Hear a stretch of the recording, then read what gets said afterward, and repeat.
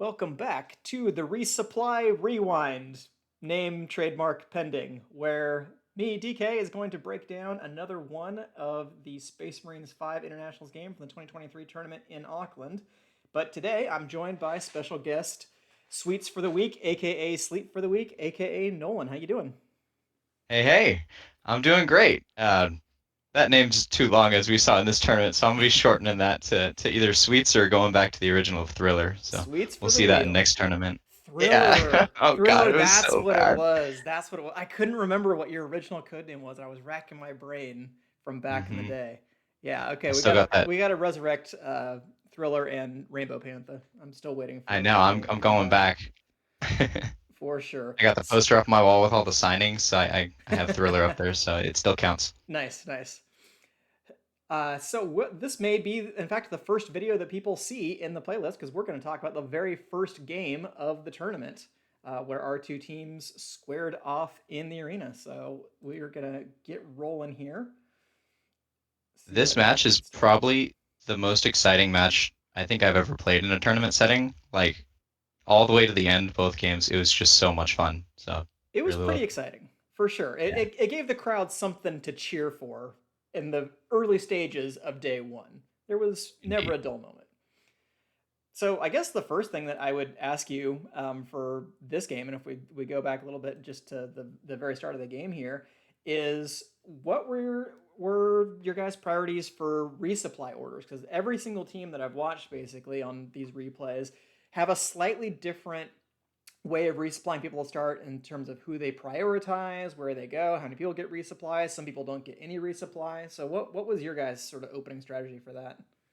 This game in particular, we are trying a little bit of a different strat. I say different, but it's our first strat that we tried, where Aaron and I did a base run off the start, or at least that was the Mm. intention. But we ran directly into Snuffles and got wrecked. So this is not reflective of most of our other games. I think we resupplied our commander and one of our scouts, and then the other scout was watching us in disco, making sure we weren't flanked in the back. Unfortunately, we were flanked in the front, ran right into Snuffles, and Erwin, I think, took a hit right off the shot. So it didn't Well, work out. I think We that's never the ran this again. I think that's the only one she loses for about the next 3 or 4 minutes. It seems like because she did not get touched a whole lot after that. That is her biggest strength, I think, as medic, is in panic scenarios. She just finds a way to survive. It's no one else, at least from our side, can do it. So You know, she did a good job of she that. really proves it here. Yep. Here's I think where Josiah tries to come into us, and I use a little canny move against him here. No, maybe it backed up before. Okay, sorry. Let me go back a second here. Because Josiah's going to come into us behind Mr. Doom's head right here. So he's just hanging out. He didn't have a full trail on me, so I just used the old bap bap on Kodama to get him out of there. I said, no, no, no.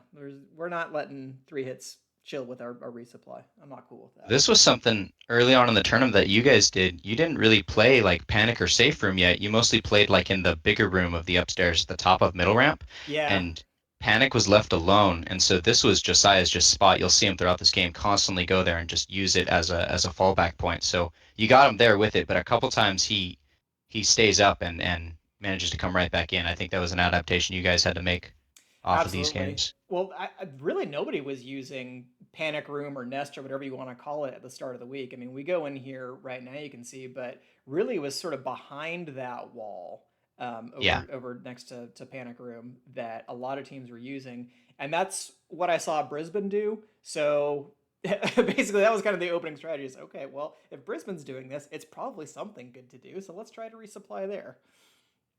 Yeah, our What initial idea was resupply with where the claw is, kind of where you guys standing, and then after one right? game of getting wrecked by it there, we're like, all right, never mind, we're going to panic. Like that's the move. It's a lot more defensible. Yeah. Well, if you see where Cayman is right here, he's all the way over. You guys call this Death Row or Green Yeah, Hallway, something that where the top of the hill ramp is. We had this sort of idea early on that we were going to play a very spread defense upstairs with basically Kodama sort of holding that side. Aiden was going to be in the middle, and I was going to try to just hold the top of long ramp over here, and then just call out if anybody came. But that turned out to just be way too much space to cover, yeah. especially if anybody needed resupply. So we we had to chuck that plan out. Where were you guys set up at this point? Do you remember? Yeah, we were at blue. You could see that Aaron and I both have our blue bases. Beans also Oh, picked yep. his up. That was our kind of that was our spot early on in the tournament. We just like as soon as we showed Aaron in the arena, she goes, "I'm not playing disco. Like that looks like it sucks. I'm playing blue base, that little corner." And so we just ran with it from the start, and especially early on in the tournament, we really played it well. I think that was our strongest position. For sure. I made a comment on one of the other recordings that really we got the idea to start using Blue Base because of what I saw you guys do. And I said, well, there's maybe one or two tweaks I would make to this strategy on where people should stand and what areas we need to hold. But that did seem like a much better alternative. So what was it about Disco that you guys didn't like or that everyone didn't like? Um, Aaron and I both like to play really visible resupply, where we don't Mm, have to have a player come all the way back to stand in front of us to get resupplied. We want to be able to see our players and give them resupplies while they're in like midfield, and that's really hard in this arena because there's really not yeah. long visibility areas. But especially in disco, the resups are shoved into a corner, and they're pretty much acting like a single player. They don't get to spread out and have vision in different areas. And so we just kind of gave up on the disco early because we felt it was really limiting on like visibility and other resupply influence on the team. Yeah, that's a good point. I couldn't have said that better myself. I think that I sort of imagine for resupplies, there's kind of like a double axis where on one axis you have safety and the other one is sort of information or visibility. And sometimes you have to trade one for the other. And I think I have a pretty similar philosophy to you, especially on this team, which is I want more information so we can hopefully make the correct decision as a team. I'm willing to sacrifice a little bit of safety in order to get that done. Yeah, I mean, and I think you see that a lot in how you guys played the upstairs, especially early, is like you and Aiden would play for, like you showed earlier, play for the reset on the player or play for the like making paths constantly. Like when someone gets down and they're moving in, you guys are taking the shot. You're not just ducking and hiding in a corner. Mm-hmm. So like your guys' upstairs play was super clean in terms of like keeping Josiah down and even the scouts and stuff. Yeah, although I'm going to make a bad resupply play here in about the next 10 seconds or so. I Yeah. think I think I might have still had a little bit too much ammo mentality. Here we go, So, right here. yep. I'm like, I'm going to reset Josiah. That's the ammo job. What are you doing, DK? Don't get so aggro. So, that was That a one was a silly bit play silly. for me. I Um, mean, let's address something else that came out in chat because Wolfie came hot right out the gate and said, "Cody's on heavy. That's a mistake." So I was like, "Oh, damn." Um, yeah. but it's kind of interesting though in asking people what their opinions of different positions should be. So I mean, that's I guess a fair question is why did you put Cody on heavy or why put anybody anywhere? What was the sort of philosophy that went into your team's positions and construction? Our mentality going into the tournament was Aaron and I are pretty much locked resupply, Mm-hmm. and the rest of our players are all flexible in all positions. Beans was worried about his legs and the ramps if you have to run up and down a lot here, so he's like, maybe I should just play scout. So it was really between the other three, and all felt confident on both three hit positions. And so we decided that it's going to be up to me and Erwin to decide a heavy who we feel most comfortable playing with. Okay. And then based off locking that heavy in, then it would be on the rest of the team to decide a commander because we really can't see the front line. We could just see the scoreboard after the game. Fair. So this was our first test. We decided to run heavy, or sorry, Cody on heavy because he felt that the upstairs here would play similar to the, I think he said Syracuse red. I've never played in Syracuse, so I'm not sure. But Interesting. I don't know that I would agree, but that at least that's an interesting thought. But then again, a lot you of know, things. This was the very start of the week. We all had different impressions of how we thought the field would play. I had the idea that third floor or sorry, the tower or second floor for Auckland is like third floor for Loveland, and we really thought early on, okay, we have to make sure we secure upstairs because if you don't have upstairs, you're going to lose in this field. Now, I don't think that turned out to be true, but that's how we were treating it off the start. certainly, certainly, and like I think actually we got quite a significant amount of flack for making or posting Cody on heavy throughout the tournament, and like we tried a couple others after this game, obviously, because this is the first game. But Mm-hmm. the reason we decided to stick with Cody is like, at least for me, he had like a lot of presence in the back line. He was like very commanding, not in terms of like verbal communication, just like how much he asserted himself in the arena. It Okay. was like very zone control. And I feel that that's the heavy I prefer to play with in the backline rather than someone like a Kodama who's very, very skilled, but he's going to run around and reset players and push them all the way out, Yeah. um, which is a great heavy playstyle, but it's just very different than Cody plays. Which actually, when we tried the Josiah game, Josiah played like Kodama does, and we just felt more confident with Cody, so we stuck with Cody. All right. Yeah. Interesting point there. And what about I know you kind of switched cheeseburger and beans around a little bit during the week hmm in terms of who was playing commander, who was playing scout. Did Bean specifically ask to be scout in the early running because he didn't have his proper tag shoes? It wasn't. I mean, I'm sure the shoes and the clothes played into it a little bit, but even before the tournament started and before he lost his bags, he was worried about like his physical condition to be able to play all the days on a three-hit position. So he wanted to ease Mm, into the tournament and test the arena out. It turns out that you don't really run up and down the ramps too much. Like it's a lot, especially on like long ramp, but it's not super crazy.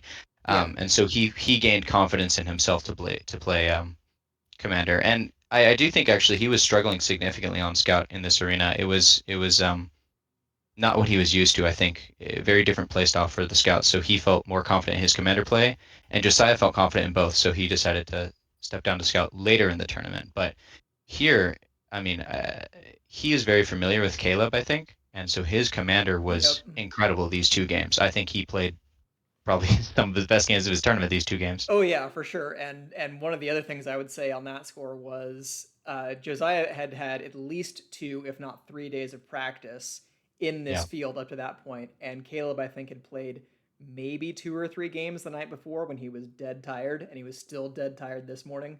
So I'm not yeah, making excuses for Caleb here, but definitely the learning curve had a little something to do with just how much Josiah just smashes us in this game. yeah. One thing I And was gonna I was Morange gonna go ahead, go ahead. Oh, so sorry. Morange comments on that too. He's like, well, Josiah knows what he's doing, or he's like acclimated to the arena a lot better than Caleb has, who's barely played here too. So Mm-hmm. I think like that definitely showed. Yeah, and to give you some other indication of how early in the week this was and how little we knew how to play the field, if you look at our positioning here, just outside of death row, like this little cubby where I am on that corner isn't the worst place to be, but it needs to be when people are coming from like the green, the hill ramp side, not if they're coming over from the from the panic room or from Oh nest yeah, because they just have a straight shot to me right through that window. So really, I needed to be on the back half of the diagonal of this wall because that's where the threat was coming from. It wasn't so much from this hallway, and really like have me on that, have Aiden sort of watching the middle ramp and the green, and have Kodama go deal with the threat. So our positioning was not good here, and we were still figuring things out quite a bit ourselves. well, I think a big struggle you guys had this game was getting Josiah out of the nest or the panic room Yeah, there he because is you would again. push him back to there and he would just keep coming from there and kept getting shots into you. I think he probably got like 7 or 8 shots into you this game. I should have double checked before we did this recording, but that's bad preparation on my part as a host. He got quite a few. I am comfortable saying that he was definitely the person who shot me the most this game. Yeah. Now, can you pause it right here or Yeah, just back up a little bit? yeah. Looking at the bottom right camera, this is something we had to work on throughout the week. So you see Josiah here kind of bending around this wall, and you'll see a couple times throughout this game Beans doing that. And this is maybe good if you're trying to duel someone right there, but otherwise it's just strictly worse than looking through the window above. You can see a lot through Well, that window above, for those of and us who are capable of looking through that window above, we should that is say. true. That is true. But I feel like the window was such a strong point that was really not utilized by the teams early on. And Mm, you see throughout the week people just camping that window, especially the resupplies, and you can see everyone coming in. Well, most players can see everyone coming in. yeah. I mean, It's something at we the had to very learn. least, although I was never able to look through that, I could make it if I stood on my very tiptoes and grabbed the little ledge right here with one hand, but you hmm can't play that way. I mean that's Nah. practically a climbing penalty, really, to look through there. But the advantage, at least, was looking at this wall. I could see the shadow of somebody coming around the corner, and it kept making me think. This will probably date me here. It made me keep thinking of the end of the film Heat, where Al Pacino is able to just like see the shadow turning off of lights switching somewhere else. So just like anytime anybody was coming into the nest, it made me think of that scene. I'm like, oh, there's somebody right there, and you have to figure out There's who the it is. Shadow Man. Yeah. Something that you could see in the game feed right now is cheeseburger nukes, and nothing happens. You guys had some pretty good backtracking, just Yeah, we as a definitely team did. throughout the tournament, Hmm. but we really struggled to capitalize off of nukes, especially like our scouts pushing in before a nuke going off. You'll see in this game Caleb nuking when he's defending in the back and his team's pushing early, and so it's like really a team nuke. And Josiah's nukes here, I think, are for himself, but I'm really not sure what the nuke was for because nothing happened off of it. And this happens, I think, with most nukes throughout these two games for our team, Mm. fortunately. Well, it's the simplest concept in the world, right? That well, you want to go in on your team's nuke, and you want to go and kick the other team, and yet it's one of the hardest things to actually execute in practice because there's just so many variables that go into where people should be at any given time because that relies on your attackers knowing exactly where they need to be, what they're doing at any given time, where the other team is set up. Can you get your heavy into the middle of them before the nuke drops? So it's tough, but it's even tougher when it's just the start of the tournament, and especially for you guys because you really hadn't played together at all. Yeah, certainly, certainly. We at least had some little bit of training in the couple of Loveland practice games that we got, and then going out to Cedar City. But this was real. I guess the night before was the first time the six of you had really played together as a unit. Yeah, I'd never played with anyone on this team before. I've played against them, but Yeah. besides Erwin, yeah, all their players were foreign. Yep. So we're gonna have a little look here at what kind of became termed the U.S. style shot, where there's kind of a curl around this wall right here. So Luke comes back. I think it's going to be Josiah coming around the wall there. How he Hmm. sort of has that curl pattern, which was different from how a lot of the down under players play. The Australia New Zealand players would almost always sidestep through there as opposed to Yeah, curling around the wall, and it caused a little bit of consternation I think early in the week because that's something that I think Australia and New Zealand refs are on high alert for when it comes to shielding is make sure they don't lead with the gun. And if you're curling around a wall like that, you're much more likely to possibly lead with the gun. Now, I think most of the time that the U.S. players were clean. I think a lot of it came down to stylistic differences. I think most U.S. players are good enough to be able to get around the wall by the time they're targeting. And you'll notice that Josiah is using the outside section of the wall, not the inside section. So it's more likely that one of his targets is going to be visible to anybody who's in that hallway anyhow. But I just thought I'd bring that up, that I think it's really more of a stylistic difference than um, what I think some players would term quote unquote bad habits. It could be a bad habit if you're constantly getting shielding calls, but I think in a lot of times just that's the more natural motion for how people are going to move around walls. well, I think a lot of the frustration also was people not knowing why they're getting penalized. That they're like, I feel like I'm playing clean. Like, what is going wrong here? Mm-hmm. Like, not understanding the reasoning behind the penalty. Yep. You But can I mean, see. Oh, we kind of just adapted during the week, and most U.S. players were utilizing the yeah, sidestep. I definitely. think most of us just kind of had the idea of, well, when in Rome, if this is how you play in the Southern Hemisphere, where we're mostly doing sidesteps as opposed to curling around a wall, then that's what we'll do. Hmm. So here's another nuke from Josiah that goes off Yep. again, and it does relieve some pressure on the backline, which is a good thing. But I don't think we again capitalized off it super well. Yeah. Well, Nuke goes obviously, I off, mean, and our attackers must have been in, or you guys must have been moving because Erwin tags four people here right before yeah. that nuke drop. So Hmm. she's ready to make some kind of attack run, but I'm not entirely sure what's going on here. Yeah, Um, she got a boost off that, which is great. yeah, Perfect timing. yeah, for sure, because that's exactly when you want to boost. So this was the second nuke from Josiah, and I would say that this is basically when we transition from early game to mid game.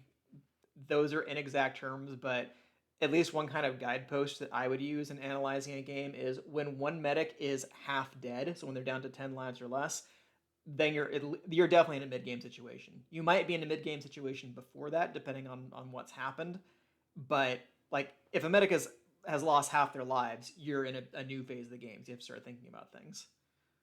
You guys definitely transition into more of a defensive mode here, where you're all holed up in safe room or panic room. The second nuke has dropped. Caleb is holding, but he has the nukes, but he's just holding them. But he knows that you guys are behind, and you've taken a lot of shots by now. So you guys are Yeah. trying to play recovery for sure. Okay, so now Caleb's counter nuking. We do a little bit of a sloppy base run, I think, here. It takes a little bit longer than we anticipated. Yep, here's us getting green. Well, so can you pause it right here? Yeah. Um, we're just about to see both teams doing base runs at the same time, and we are going to get slaughtered during this. It's we saying me and Erwin. We're going to lose. Erwin's going to lose a ton of lives here, and this was probably our biggest problem in the early tournament. Was like, how do we do our base ones without losing a ton of lives? Mm. Yep. Because Okay, you there's pulled it one. off pretty cleanly there. You guys got the nukes. You got the base run. Took a little long. Took a couple shots, but not super bad. Well, here it looks like, And we're capitalizing off it. yeah, you got Beans and Josiah, and it looks like you and Luke were getting in on this just wherever we were trying to move to. That is a hmm huge run for you guys. But let's take a look. Okay, so I've seen Applesauce take 2 hits in the last 20 seconds or so. So that gets her down to Yeah. 9. And now we're upstairs resupplying in kind of the panic area, and we're not watching long ramp, unfortunately. Actually, Yep. I do think that one player comes up there, but Well, now Beans can watch it if he's going to yep. move. But nope, he's looking the other direction. I guess he's at least got his eye on it. Yeah. So frontline's really popping off. You guys are taking a lot of hits right here. Yep, and now I'm in the danger zone, down to 3 lives. hmm So at this point in the game, oh, we got another fun moment coming here in a couple of seconds. Watch what everyone's gonna do right here, right here. Penalty. That was a jump. That was a jump. They missed a Yeah, that penalty. is. Well, does her feet clear the ground? Go in slow mo. I feel like let's back up. Let's watch that again. That looks like a hop to me. Oh, That looks like a hop. that's pretty hop. Yep. Head was not banged. No, that's true. It's so funny that two of the people that I saw get penalized during the week for jumping on second floor were Caleb and Sneak. Arguably the two people who should be allowed to jump on second floor. Yep. Yep. I could probably throw myself in that number too. All right, so we're like I said, I'm in the danger zone now because I know the next time Josiah nukes, I'm out for sure, if not before. So I'm Yeah. gonna start be passing out as many lives as I possibly can, and hoping that my team is gonna cycle back. Fortunately, Odin, Thunder, Kodama are all full on lives, but the people who I really wanted to fill because I hadn't seen them in a while were Slaughtermelon and Snuffles, and that ends up being kind of a problem for us. We do sort of tighten that up later in the week as I think people got their resupply cycles down a little bit more, but that's one thing that goes wrong for us coming up here quick. You do see that Aiden is at 20 lives. He's getting resupplied even though you're down to 2, and I'm at 9, and we're giving doubles out right now. So there's no reason I should not be getting lives after this. You said it, Um, not I, me. I, I yeah, no, this was a problem I kept having in the early stages that we like super had to train out of me to like, hey, get your lives, or maybe get Aaron to shoot me more, one way or the other. But Yep. I'm down to 8. Down to 8. Bad Not things good. are going to go wrong for me here pretty quick. Nope, nope, Josiah's not in on us quite yet. I resupply Odin's Fist again. But it's coming up here pretty quick. Oh, yeah, about 10 seconds, I think. Yep. Is that I get taken out in a most unceremonious way. Aiden puts me down so I can move, and then I get missiled. Missile. Yep. Yeah. Now, I will say, I did manage to only eat 2 missiles over the course of the week, but one of them was right there. And I will at least say also that I got missiled for my last life, so I didn't lose 2 lives off of it. That's what I really hate as a medic, is losing That's 2 lives true. off of a missile. And I was like, oh And god. you dodged the nuke that launched a second later, so It, saved yourself those sure. 3 lives. Unfortunately, though, have to be critical of that nuke again. If we just killed the medic out, your like number one priority is get back and get resupplies right now. Exactly He's what on I was gonna zero say. shots. Dropping a nuke immediately afterward when you can't capitalize off it, I mean, you're really hoping your team does something there because the medic is out and you have your medic up. The priority should be completely fill up right now. Mm-hmm. So I'm not sure about that nuke. Well, I had the same note. It's not really so much the nuke as just once the word gets out to your team that enemy medic is out, like that should be people's first thing in mind is all right, well let's make sure that we're capped up on lives. Let's take advantage of this so that way we can just go finish off the other team. Yeah. Maybe you don't have to cap up all the way, but you want to make sure that your three hits especially are healthy and that your ammo's full. Um, if the enemy medic is dead, because just trading that life advantage is going to be so huge. It's not a good life situation for us really, except for Thunder on our team. Nobody is super healthy. I mean, Odin's still on 16 lives after the nuke, so he was basically full when I died. But Caleb being on 8 lives here is utterly fatal to us. So the fact that you Yeah. guys have your medic in and Caleb only has 8 lives to play with is really rough for us. And again, it goes to show that it's early in the week because I really think definitely by day 2, but probably even later on day 1, this game is an elim, no question. I think I also misspoke earlier. Not for the blue base bump, but the red base run is when we bleed a lot of lives. So you're Ah, gonna see us try to go for the base run right now and lose our medic advantage. We have 7 lives to 0, yep, there's and 2. look at Odin's fist going. Oh, this is Going another thing. ham. One's going ham. Odin has an insane buff whenever you die. Every game that you die out, he immediately goes crazy and just gets like a ton of points every Well, time. it's because he doesn't have to babysit grandpa anymore. It's like, oh, I finally the old guess. man's out. I can go play some laser tag for once. Yeah, his leash is released and he goes for it. Yeah, and it's good that he goes out and scores some points in this game. There is kind of a mistake that gets made a little bit later on, though, is that once I'm out, it's super critical that Odin and Kodama coordinate to be together, so that way Odin has a little bit more protection, and Kodama can constantly get his shield reset to stop him from losing any more lives. Because 9 lives is plenty to work with as long as you can get your shield reset, and the enemy commander isn't holding a bunch of nukes or something like that. But if you're just losing hit points and then getting tapped and getting put down, you're you're being inefficient, I guess is the best way I could say that. Yeah. So let's see, where are we at now? So we're past the 5 minute timer. You guys are in decisive control of this game, but you needed to make sure that you filled everybody in order to make sure that you took the win. So Applesauce is out about 6 seconds before this. I think she dies. She died To the on the nuke nuke. She right dies on the there. nuke. Yeah. Yeah. Hmm. So it gets taken out right here. You guys are on 80 lives to our 45, and we only have 13 3-hit lives on our team remaining. Now, we have Aiden still in on 12 lives, but compared to 13 lives for your commander and 13 lives for your heavy, and you're still in, not really that many lives behind Odin at this point, that's a really bad situation for us. Yeah. I mean, when you died out, our team had 84 total lives, including Erwin's lives. Mm-hmm. And when Erwin dies out, our team has 80 total lives. Obviously, there's some gain and loss in the middle there, but the fact that we lost 7 medic lives and didn't gain the life advantage during that, or go up in lives, I should say, is Yeah. a huge mistake on our part. Especially me. I'm at 10 lives here. There's no reason I should be at 10 lives. So True enough. yeah. I think even well, I'm here now giving game commentary along with Morange, and he said I think there's a good chance we're headed for in Elam. He said I'd say Green has like at least 75% chance here, and I was like it's like a 99% chance that Green's gonna win this game. The Yeah. only question is could you get the Elam? But I would have said that an Elam was probably 90% likely at this It point. yeah, it definitely should have been for sure.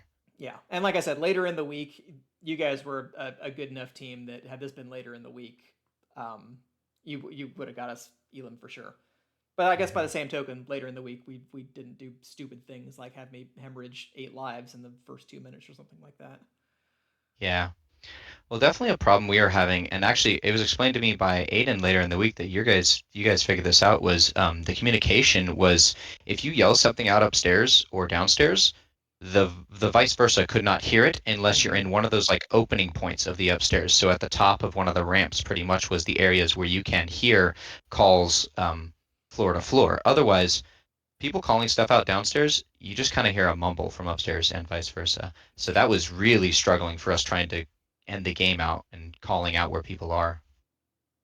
For sure. You notice me like kind of walking around the upstairs right now trying to guard different spots, and people are calling stuff from downstairs, and I just run from the top of the ramp to the top of the ramp because I don't know where I'm supposed to be looking. Yeah, and that's again the thing of we just didn't know exactly how the arena played, and you don't know the 100% right places to stand at a given moment. Like, okay, well, where do I need to be to maximize my chance of visibility and not get shot, but still be in a position to help my team? It's like if you played an Hmm. arena enough times, you figure out where those spots are, but we just didn't know at this point in the week. Yep. So Caleb down to 1 life. Aiden has the opportunity here to reset his shield, but doesn't quite get it. And then Josiah nukes anyway, so Hmm. that wasn't going to help. So let's see. Thunder on 9 lives, minute 40. It just still doesn't seem like enough lives at this point. And the fact that Kodama and Odin were not linked up also hurt the chances of surviving this game because not only is Kodama not getting a shield reset, he's sitting on one shot, and I Yeah. don't feel like that needed to happen. And then Cody gets a missile into Thunder, which should guarantee the Elim even more because Thunder's down to 6 now. 6, and we got just over a minute, and that was the other thing too. And it even comes up in chat right here, which is no missiles for my team. And you look at the Hmm. score advantage that you have there, that you guys got 3,500 points that we just didn't have access to because Josiah got Yeah. all his missiles off. Cody's gotten 2 off. We got none. Scoony Bop saying you guys threw hard. And you still had a chance to get the Elim here. There's there's Oh, a certainly. there's a moment coming up. In fact, you might have got it if not for this one minor little oversight that we'll see on the camera. That'll be up here, coming up in the next minute or so. Hmm. I think about 30 seconds. So Cody's looking downstairs. Odin's still alive, 1 life. Getting to the window. Didn't quite get that shot. Gets taken out. Hmm. So now we're thinking Thunder might be able to do this. Say, okay, all right. He's in nest, panic room, whatever. Beans face up with them. Okay, so he gets put down here. Rather than going down long ramp, he's gonna make a trail. He gets reset once, going through there. He's gonna pass by this wall. Oh, who's that running right past him? Yep. Yep. And this was Oh, again our comms issues. We're not being clear in terms of where people are positionally, and so there's a lot of times we're getting shot in the back, especially by your scouts. They were excellent at it the whole game, so I just ran right past them. that But was that was Eve's specialty. as Cayman always says, though, is like you don't need to be running all the time. If you play slower, you'll see a lot more things. And so, like, I'm running to panic there, thinking he's in panic, and I run right past him. So, Very true. Well, I'm going to turn the sound on here momentarily because we have a very special message, from Mischief.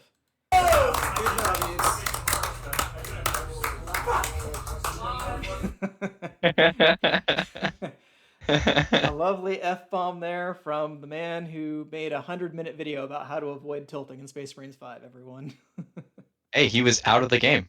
The game is over by that point. You could Yep. tilt all you want, I just not in suppose game. so. I suppose so. But I mean, yeah, that's got to be frustrating coming out of that game and saying, "Oh my God, 1 life. We only need one more life to get the Elim here." So having won that game, that you guys could at least be say, "Hey, we won our first game." So, are there any strategy adjustments that you guys talked about for game two?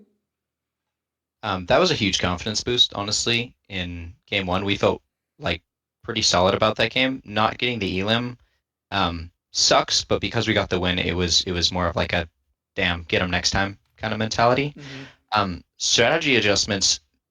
The only thing was I felt that we were discussing the start of the game, like how we play off the break, because that didn't work that game where I ran or me and everyone both ran into Snuffles. We're like, okay, their scouts, at least one of them's going to play downstairs. They have the St. George kind of style of spread out and roam. Let's not try to do that. Let's develop a different strategy where we just go upstairs early and try to make our base run a little bit cleaner later in the game. Interesting. Interesting. Yeah, Um, I would say conversely for us, if we were maybe concerned about getting a little overconfident early on, this game was a nice reminder of why you don't get overconfident, especially in the early stages of a tournament, because anything can happen, and that was a sort of running theme for us during the week.